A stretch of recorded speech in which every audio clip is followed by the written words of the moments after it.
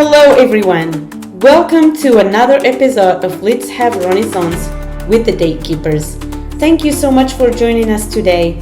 We hope you are enjoying your day wherever you are. I am Ito Otini. And I'm Makaya Utini, and today we're here with Crisosto Apache. Crisosto is a poet and associate professor of English at the Rocky Mountain College of Art and Design in Denver, Colorado. Originally from Mescalero, New Mexico, on the Mescalero Apache Reservation, they are Mescalero Apache, Chiricahua Apache, and Diné, of the Salt Clan, born for the Towering House Clan. They've published 2 poetry collections, Genesis and Ghostword, and they hold an MFA from the Institute of American Indian Arts in Santa Fe, New Mexico.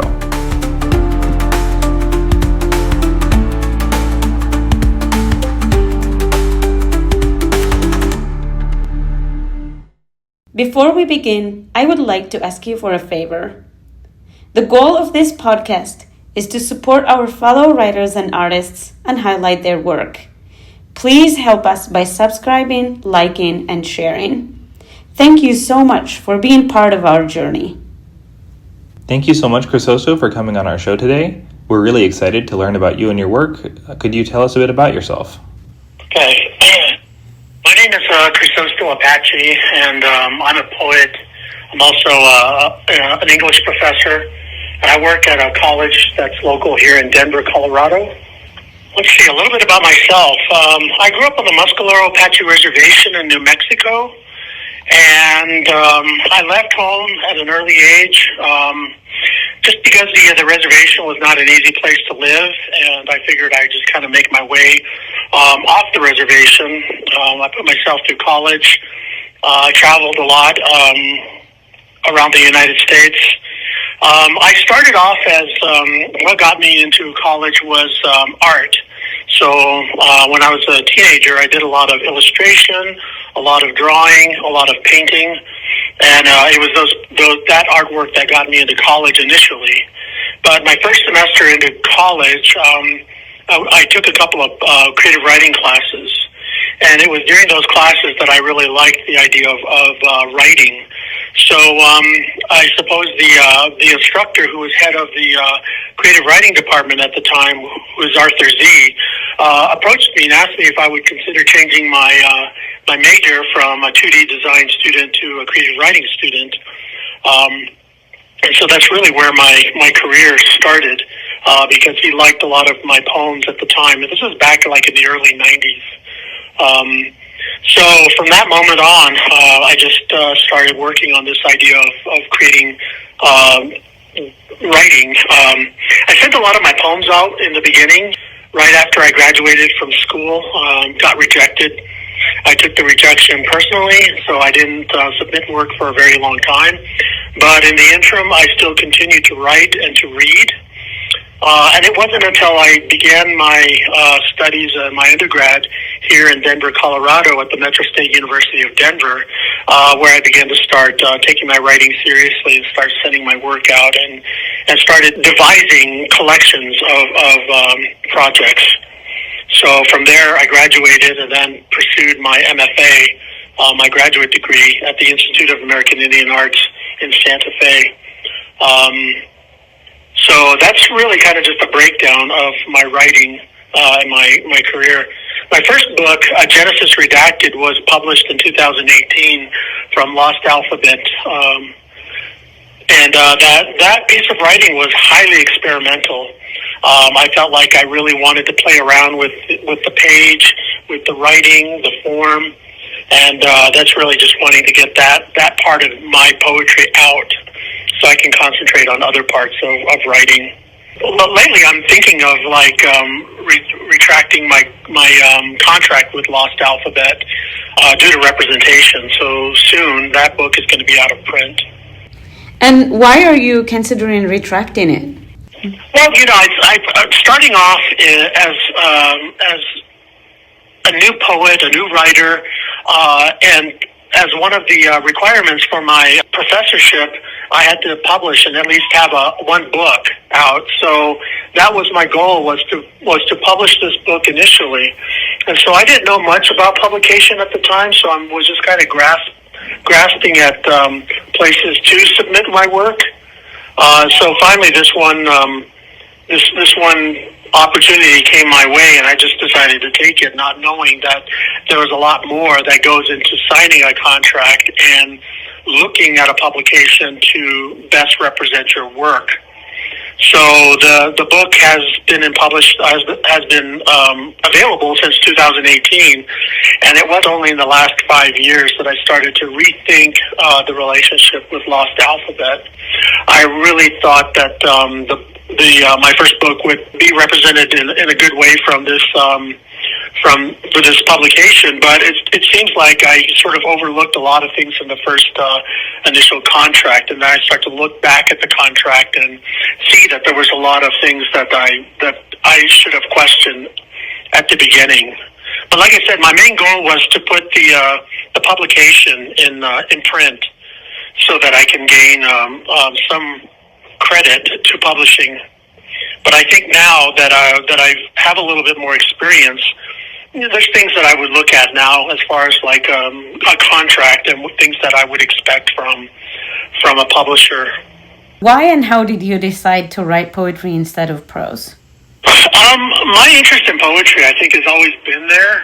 When I was a teenager, I read a lot of classical poets, and I did like to write poems when I was a teenager. But I think that goes hand in hand with art.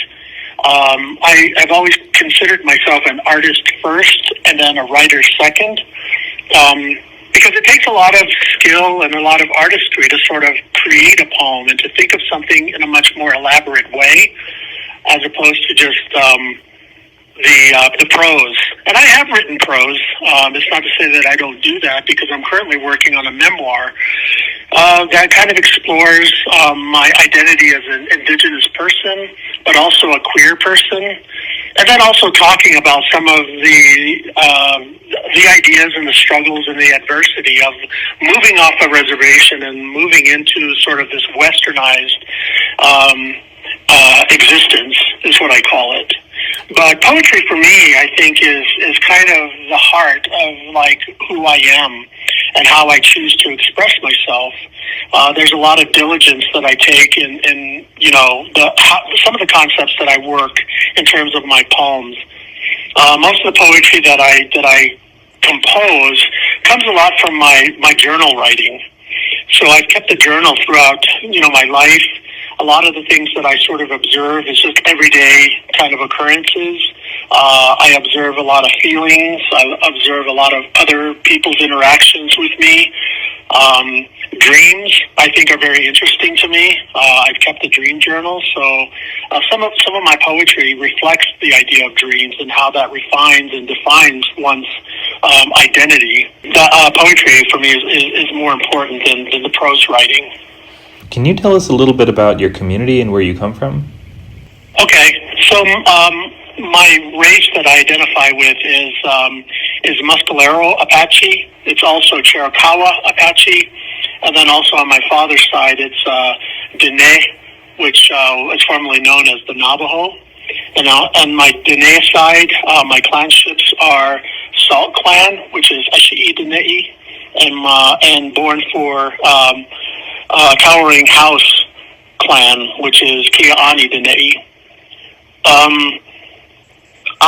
Growing up on the reservation, I understood what that was like, but I fully didn't understand what that meant to be indigenous growing up on the reservation. I certainly didn't know what that meant at the time, but it took me leaving the reservation to fully understand what that meant in terms of a historical sense of what it means to be indigenous here in the United States. I have a minor in Native American Studies, so for me to sort of look at that topic of indigeneity here in the United States, I had to sort of focus on how that history impacts who I was as an indigenous person and individual. And not only that, but also how that defined my family and my family lineage, because of course, the United States, as it was being overtaken, I guess is a good way to say that, throughout history, and also the removal of a lot of indigenous communities throughout history. It sort of paved the way for the way that indigenous people was going to be defined in the future. So I've taken a lot of those ideas and sort of began to do some research on what that meant and how that defined me as an individual.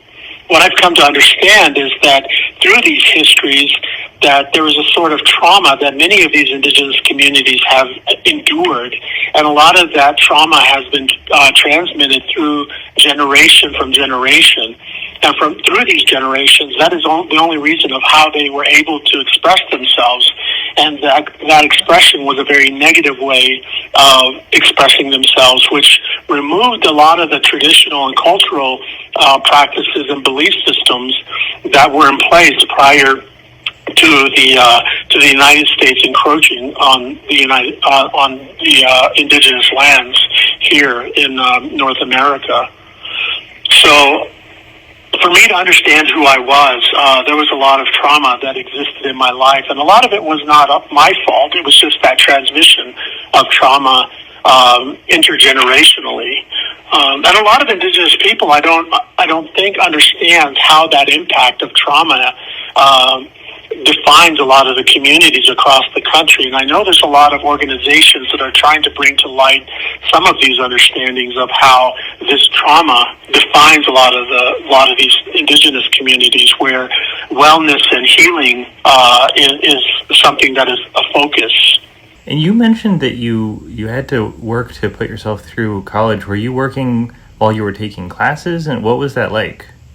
Yes, I was always trying to find money so that I could put myself through college. I also sought out scholarships, and I also sought out other monies that were available for me, or funding that was available for me to go through to put myself through college. So going through college, I was kind of a poor person. I ate very little, but I did study as much as I could. My first experience at college was the Institute of American Indian Arts in Santa Fe. I got my associate's degree there, and from there I moved up to Colorado here, where I attended the Naropa University up in Boulder. And while up in Boulder, I also attended some of their summer writing programs, which introduced me to a lot of American writers. And a lot of those writers have paved the way for the canon that many people read of American writing and literature here in the United States. So it was quite a privilege to be among some of these great writers that have defined a lot of different movements in American literature. Then once there, I left academia for a little while. I went back home. My parents were poor. We grew up in poverty. So I went back to help my parents out a little bit and try to, work and also support them as much as I could. But again, it was that difficulty that I couldn't overcome, and I left the reservation again and moved up here to Colorado for a second time, only with the focus of going back to college. It took me a number of years to get back into college, to save up some more funding, and then finally going back to school and graduating from the University of here in Denver, here in Colorado. Was the IAIA, was it like a stepping stone between worlds? Like, how much was it an extension of the culture that you were stepping out of, and how much was it a precursor of the university academic culture that you were stepping into? Okay, so the Institute of American Indian Arts, their focus, they've been around since the early 50s, and they were one of the first institutions that focused on indigenous art and the development of indigenous art. So the interest for me for going to that school is that a majority of students who attended the Institute were Native American, and a lot of the faculty that taught at the institution were Native American. So the whole idea of attending this school and the development of this institution was focused around an indigenous dogma or even canon of indigenous art. And the indigenous art was anything from painting, sculpting, silversmith, jewelry, and later on to museum studies. And then writing was something that was newly introduced to the institution. There are many indigenous writers that attended the Institution of American Indian Art that have also paved the way for writers to sort of develop their own writing. One of the more notable writers that came out of that institution was Joy Harjo, who, as we know, was one of the poet laureates of the United States to hold 3 consecutive service to that position. And I also greatly admire a lot of her work because she stands as sort of this symbol of what indigenous people can do in terms of the writing that they commit themselves to. Yeah, she's a great poet. She's a great musician too. And right. I don't know if she has any other media that she works in besides poetry and music, but you mentioned that you're a visual artist too. Are you still a practicing visual artist? And do you have any other media that you work in besides poetry and visual art? Visual art is kind of a secondary, and it's not public. I don't share a lot of this work public. Sometimes I'll put it up on social media, but this is something that I do in my spare time that takes me away from focusing on poetry. I do a lot of collage work. I also focus on photography. And I also still continue to dabble in illustration, painting. I'm also trying to introduce myself to some digital media, because that's something that's new in terms of artistic expression. So there's a lot of things that I sort of experiment with. So poetry is just not the only medium that I work in, but I try to experiment with other types of media. So those are some of the examples. My second book, the cover of that book is a photograph that I took that the publisher that allowed me to sort of extend myself to use that photograph in the cover of my book, Ghostword. So I was really happy with that because that was a series of photographs that I did that sort of is in line with the deities that are represented in my culture. This is going back to my reservation because my reservation is up in the mountains. It's about 8,000 feet, so there's a lot of ponderosa pine, a lot of spruce, a lot of aspen, and I really love it there. So the series that I'm working in is called Unusual Spectre. So there's a series where I sort of demonstrate this idea of collaborating this modernization of what our deities look like from a traditional cultural standpoint, and also how that can be representative of something more modern.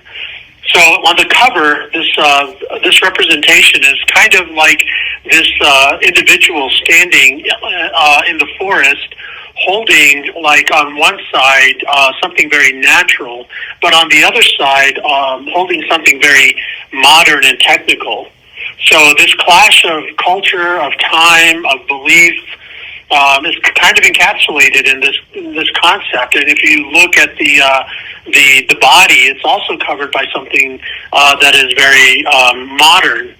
But the face is also covered as well, which is kind of mysterious because if you look at a lot of our deities, what they call Labaya is kind of the last parts of these protectors of the mountain spirits. So they follow the mountain spirits to make sure that they are being protected as they do the ceremonies that we conduct every year. And the representation of this photograph is sort of mimicking that idea of what they look like. And there's not really any definitive look on their face other than, the way the traditional look is within these deities, which is why I just have the face covered here, because there's still that mystery that's sort of behind that concept of what these deities represent, because they're much larger in scope of the universe, maybe. There's kind of a concept within the book that talks about, this idea of our deities. But the whole idea behind this book is it follows a modernist Japanese writer from the 20s, Ryunosuke Akutagawa, who wrote his last manuscript called A Fool's Life. And this book kind of follows that last manuscript of his. And unfortunately, as he was writing that last manuscript, he committed suicide. So that whole manuscript was written as he was dying. So there's something in that manuscript that I found kind of encapsulating, and this idea of moments, and how one is able to sort of define the tribulations or even the adversity that they have lived in their lifetime. And he died a very young individual. He was very young. But there was a lot of struggle and a lot of concepts of this idea of erasure in his family, because he thought he was a failure at life. He thought he was a failure as an academic, as a writer, as a son. So there was a lot of this idea in that final manuscript that sort of points at an erasure. But for me, in this book, there's a lot more pointed at the idea of discovery or sort of this definition that I'm looking for. So it's kind of opposite of what Akutagawa was doing in his book. So for me, it was kind of fascinating to kind of look at this cover and kind of see that duality of representation in the image, and see, like, if you were to sort of look at that as a representation, using the reference of our deities to kind of, define that concept or that tension in the work. And how did you come across Akutagawa's work? That was work that was introduced to me when I first entered college back in the early 90s by Arthur Z. He did a class on Japanese and Asian writers, and he gave us this carbon copy of that manuscript. And I carried that carbon copy for many years because I found in that manuscript something that was very captivating in what Akutagawa was saying. And I didn't realize that he was such a phenomenal writer in Japan during that moment of modernist writing. I went back and tried to find some of his writing, but a lot of it was out of print back in the early 90s. And with the rise of the internet, I was able to find some old copies of those of that particular book, but also some of his older writings. So I was able to get a better understanding of who he was as a writer and the influence he had on society and writing. Who is it? The filmmaker Akira Kurosawa had made 2 of his stories into films. One of them was The Grove, which was a really popular story that was a part of his writing, and the other one was Rashomon, which was another popular story that came from his collection of writing. You mentioned you also teach. Can you talk about that? How do you navigate teaching and practicing art? Teaching is really interesting. Where I teach a lot of composition and also creative writing classes. And I've also held a lot of workshops around the Denver metro area with a lot of various different organizations. But to me, teaching is sort of a way of like sharing ideas of how I've come to express myself in poetry, and some of the ways that I look at poetry, and some of the writers that I've been introduced to that sort of carry and sort of influence a lot of the work that I do. So teaching, I think, also just kind of helps me work through some of the ideas and kind of elaborate on some of the techniques that I use, and even, just the writing in general. So I think teaching, every time I teach, like each semester or each workshop that I conduct, I'm always learning something, because the conversation in creative writing for me just isn't one way. It's kind of this expression of ideas, or this extrapolation of ideas between the teacher and the student.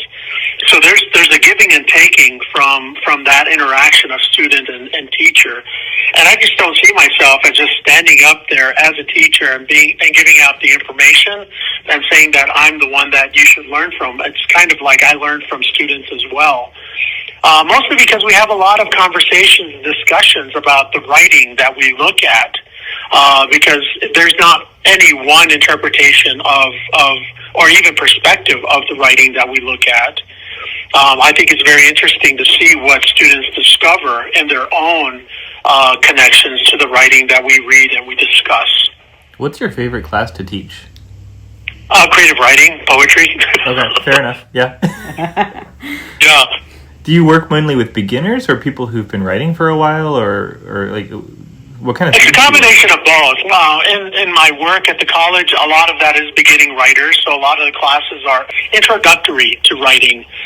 There is one class that I do teach there that is a little bit more involved, and that's an indigenous approach to creative writing, where I use an anthology that has indigenous poetry in it, but I also pair that with the history of indigenous people that have experienced here in the United States.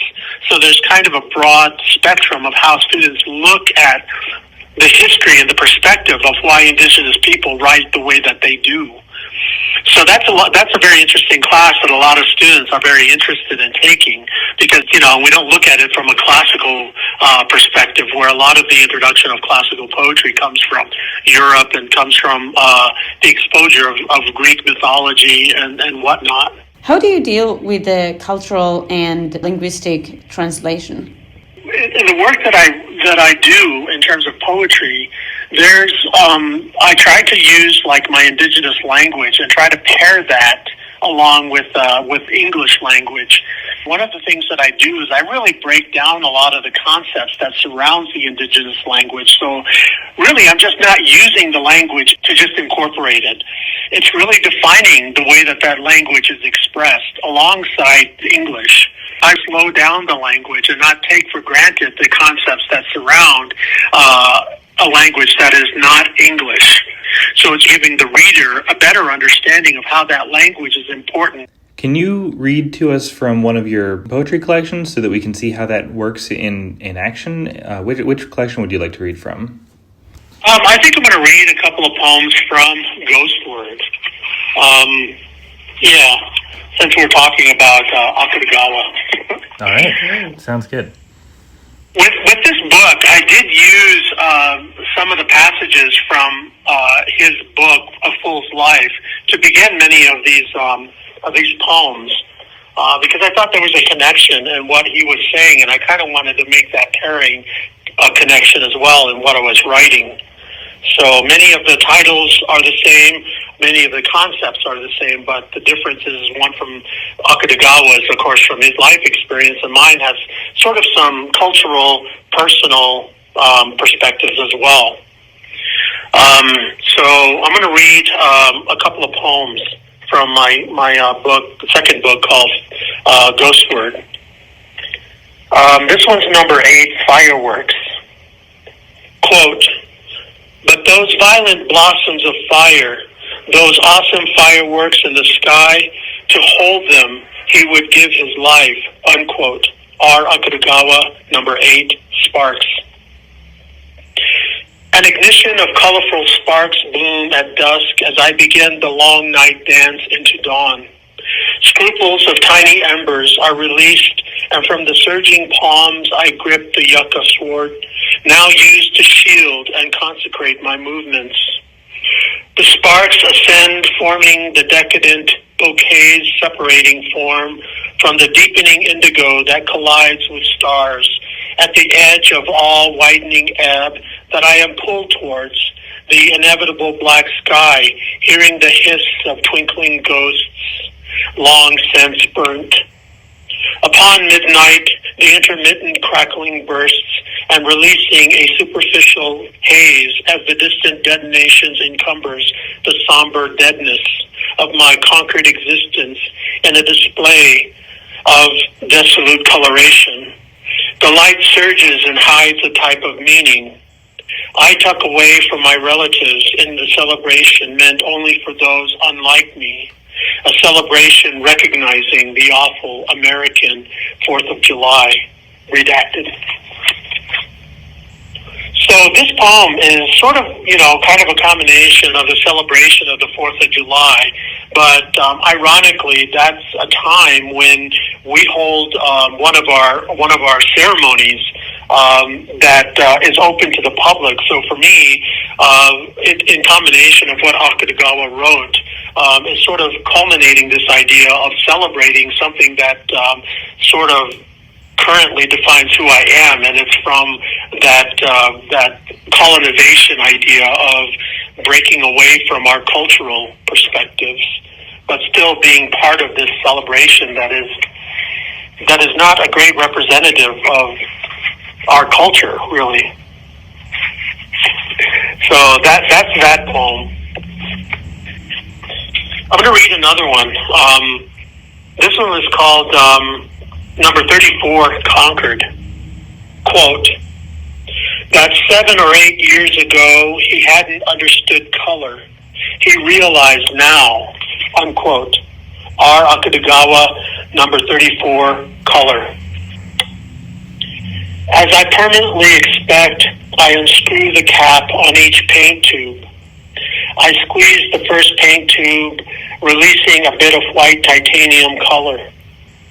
I then open the next paint tube and squeeze the second color. I scoop a bit of red scarlet that seeps into an unsettled palette.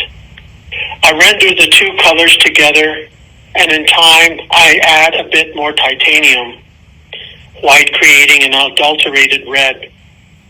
Each time I mix in more white, and it dilutes the red even more. And each time I bend in more white, I lose a greater part of myself. So, like in a lot of my writings, I'm talking a lot about this duality of being defined by Western culture and losing a lot of my cultural perspectives. Even when I'm living off the reservation, I go back and visit my family every now and then, but I see how distant I am in terms of identity and cultural definition, as opposed to my living off the reservation for a number of years. But I guess, there's some type of sacrifice that you have to make in order to do the thing that you love the most. And for me, it's teaching and also writing. So I've sacrificed my participation in my cultural events to make a better living for myself out here. Crisosto, thank you so much for reading and for sharing that with us and for coming on this podcast and sharing your time today. We've really enjoyed speaking with you, and we really appreciate you. Keep writing, keep up the good work, and best of luck.